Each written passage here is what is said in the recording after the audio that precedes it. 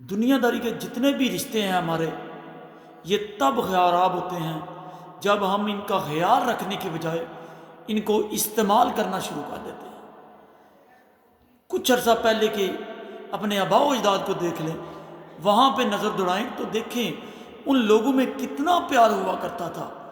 رشتہ دار تو رشتہ دار، دور کے رشتہ دار، دور کے دوست، ان کو دیکھ لیں کتنا زیادہ انس تھا ان میں۔ اور آج سگے بہن بھائیوں کے درمیان وہ پیار، وہ محبت، وہ ختم ہو چکی ہے۔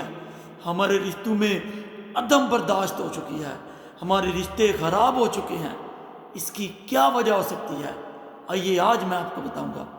اس کی صرف ایک وجہ ہے جو پہلے میں نے بتائی ہے کہ رشتے کب خراب ہوتے ہیں؟ جب ان کو استعمال کرنا شروع کریں۔ رشتے خیال رکھنے کے لیے ہوتے ہیں۔ ہمارے آباء و اجداد نے ہمارے رشتہ داروں کا خیال رکھا تھا، تب ان میں فطرتاً پیار تھا۔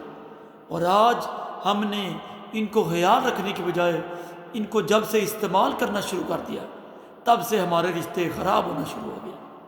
خدا را آج بھی ہم اپنے رشتوں کا خیال رکھیں تو یہ رشتے اسی طرح ہو جاتے ہیں جس طرح ہمارے والدین کے آپس میں رشتے ہوا کرتے تھے، اگر ہم ان کو استعمال کرنا چھوڑ دیں۔